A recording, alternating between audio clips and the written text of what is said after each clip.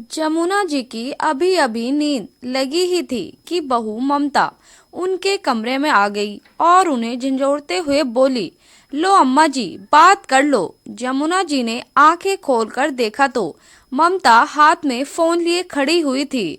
उसे इस तरह देखकर जमुना जी ने पूछा, किसका फोन है बहू?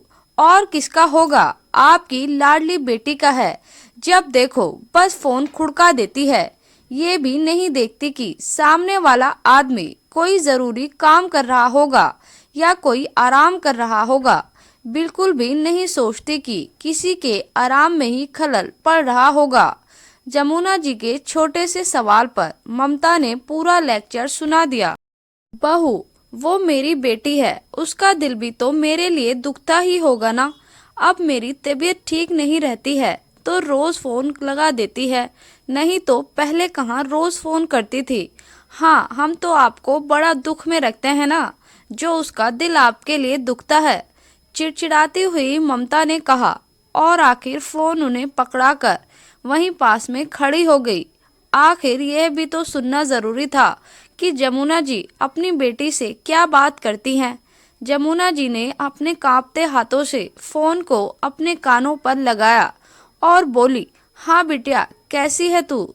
मैं ठीक हूँ अम्मा, आप कैसी हो? बस बिटिया, अपनी जिंदगी के दिन गिन रही हूँ। अब तो शरीर भी साथ नहीं देता, बस भगवान उठा ले अब तो। अरे ना अम्मा, अभी तो बहुत लंबी उम्र है तुम्हारी। अभी तो पोता पोती नाती नातियों की शादी देखना बाकी है। अब तो ना लगे है बिटिया कि तब तक जिंदगी जी पाऊंगी। बस तुम लोगों को भगवान सारी खुशियां दे और हमेशा अपना आशीर्वाद बनाए रखे। कहते कहते अम्मा को खांसी चलने लग गई। ममता ने अम्मा के हाथ से फोन लेकर काट दिया और अम्मा को पानी का ग्लास पकड़ाकर वापस रसोई में चली गई। अम्मा ने जैसे तैसे अपने कांपते हाथों से 2 घूंट पानी पिया और गिलास रखने ही लगी थी कि हाथ से छूटकर गिलास गिर गया। अचानक गिलास गिरने की आवाज सुनकर ममता दौड़ी दौड़ी कमरे में आई। गिलास को जमीन पर गिरा देखकर जमुना जी पर चिल्लाने लगी, ये क्या है अम्मा जी? आपसे गिलास भी रखते नहीं बनता। गिरा दिया ना पानी और कर दिया ना फर्श गीला। अब मेरा काम फैला दिया। अब मैं घर का काम संभालूं या आपको संभालूं या आपके बिगड़े काम संभालूं? बहू, हाथ कांप रहे हैं इसीलिए गिलास गिर गया। हाँ हाँ, सब समझती हूँ। फोन पकड़कर बेटी से तो बात कर लेते हो आप। अब तो आपके हाथ बिल्कुल भी नहीं कांपते, पर जहाँ मेरा काम फैलाना हो वहाँ आपके हाथ कांपने लग जाते हैं। अरे घर में कौन सी नौकरानी लगी है, मुझे ही साफ करना है तो कम से कम बहू की सुविधा भी देख लिया करो। बहू, मैं भी जीव होता है। बड़बड़ाती हुई ममता बाहर गई और एक कपड़ा लेकर कमरे में आई और फर्श पर पोछा लगाने लगी। पोछा लगाकर खड़ी हुई और जमुना जी की तरफ देखकर बोली, अब सो जाइए आप। बिना जमुना जी की प्रतिक्रिया जाने ही ममता दरवाजा जोर से पटकती हुई बाहर निकल गई। जमुना जी एकटक अपनी बहू देखती रह गई, पर वो ज्यादा कुछ नहीं कह सकती थी। आखिर रहना तो उन्हीं के उसी के साथ था। बेटा तो सुबह का गया, शाम को ही घर में आता था। दिन भर तो ममता ही होती थी उनके पास, इसीलिए उसकी तेज जबान को भी जमुना जी झेल जाती थी। खैर, ममता तो शुरू से ही तेज स्वभाव की ही रही है, पर फिर भी जमुना जी ने सब कुछ संभाल लिया। पैसे टेके के मामले कभी भी अपने बेटे पर निर्भर नहीं रही। पति की पेंशन पर पूरा सहारा था। जब तक जमुना जी के हाथ पैर चलते थे तो वो अपनी बेटी वंदना को खूब बुलाती थी। अपने हाथों से उसकी पसंद की चीजें खुद बनाकर खिलाती थी। बहू अगर चिड़चिड़ करती भी तो सीधा जवाब दे देती थी, कौन से तुम्हारे पति के पैसे खर्च करवा रही हूँ, अभी तो मेरे पति की पेंशन आती है। अगर बेटी पर खर्च करती हूँ तो तुम लोगों पर भी खर्च करती हूँ। वो अकेली आकर खाती है क्या? तुम सब भी तो खा रहे हो, इसीलिए हंगामा करने की जरूरत नहीं है। जमुना जी का जवाब सुनकर ममता चुप हो जाती। पर जब से जमुना जी बिस्तर पर आई है तब से ममता का व्यवहार और भी रूखा हो गया है। अब तो फिर भी जमुना जी लाठी के सहारे उठकर अपने नित्य कर्म तो कर लेती है, नहीं तो जब वो बिस्तर पर अपने कामों के लिए दूसरों पर मोहताज हो चुकी थी, उस समय बेटी वंदना ने ही उनकी सेवा की थी। तब तो ममता आसपास भी नहीं फटकाती थी। उन 10 दिनों में वंदना ने इस घर में रहकर जमुना जी की खूब सेवा की थी, लेकिन जैसे ही जमुना जी धीरे धीरे लाठी के सहारे खड़ी होने लगी और अपने कर्म अपने आप ही करने लगी, उसके बाद से ही ममता ने अपना व्यवहार वंदना के प्रति और रूखा कर लिया। आए दिन किसी न किसी बात पर वंदना से बहस करने लगी थी, छोटी सी बात का बतंगड़ बना देती थी। अब तो जमुना जी को भी ममता की नजरें बड़ी अजीब सी लगती थी। पता नहीं क्यों वो सुबह और रात को सोते समय जमुना जी के पास जरूर आती थी और उनके गहनों पर सबसे पहले नजर मारती थी, जबकि जमुना जी ने सिर्फ कानों के सोने के झुमके और पैरों में चांदी की पायल के अलावा कोई गहने नहीं पहन रखे थे। हाथों में से लाख की चूड़ियां ही थी। उस दिन करवा चौथ था। वंदना अपने मायके में ही मौजूद थी। वंदना अम्मा की तबीयत का सुनकर जल्दबाजी में आई थी, तो ढंग के कपड़े भी नहीं लाई थी। तो अम्मा के कहने पर उनकी अलमारी में से उनकी भरी सी साड़ी निकालकर उसने पहन ली। वो साड़ी जमुना के लिए ममता के मायके से आई थी। ये देखकर ममता गुस्से से आग बबूला हो गई और वंदना पर चिल्लाने लगी। किससे पूछकर तुमने अम्मा जी की अलमारी खोली? सब जानती हूँ मैं इस घर में क्यों रुकी हुई हो। अरे अम्मा की सेवा तो बहाना है, सब कुछ हड़प कर ले जाना चाहती हो अपने साथ, और पता नहीं क्या क्या निकाला होगा अलमारी से। उसकी बात सुनकर वंदना की आंखों में आंसू आ गए और वो बोली, भाभी अम्मा ने कहा था इसीलिए पहन ली। सब जानती हूँ तुम्हारा चरित्र।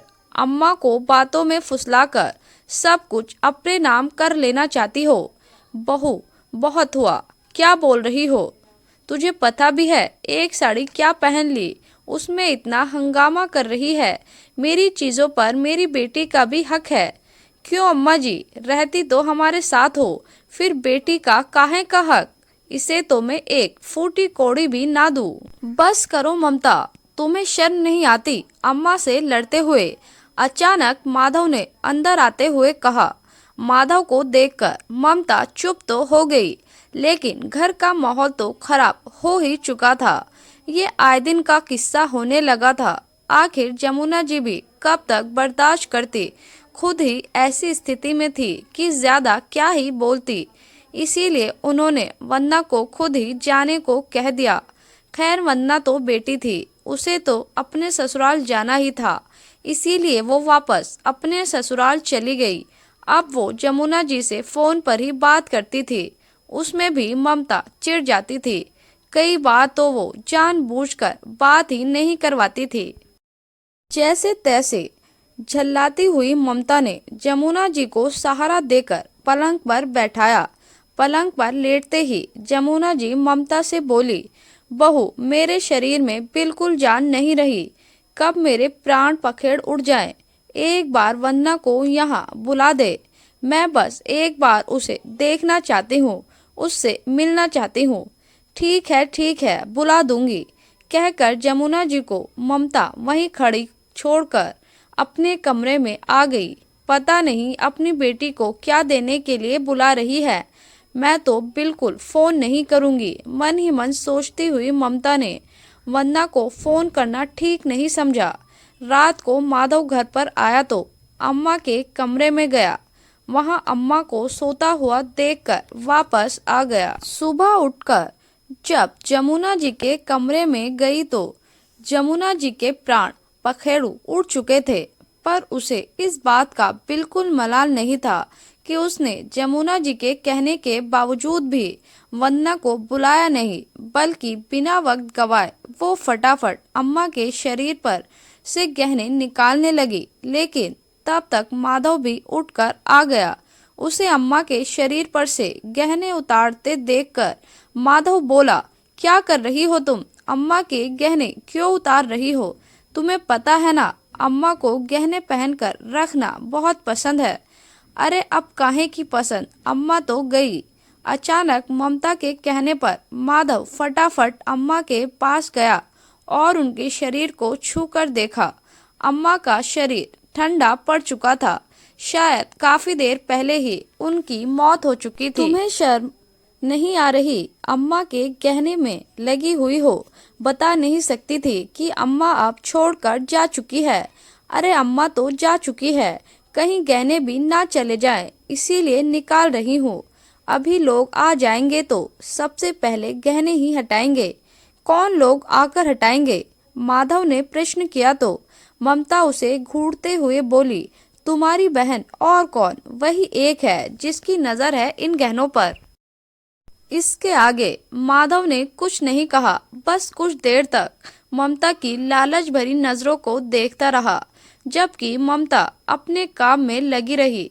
थोड़ी देर बाद उसने वंदना और बाकी रिश्तेदारों को फोन कर अम्मा के संसार से कुछ कर जाने की खबर दी।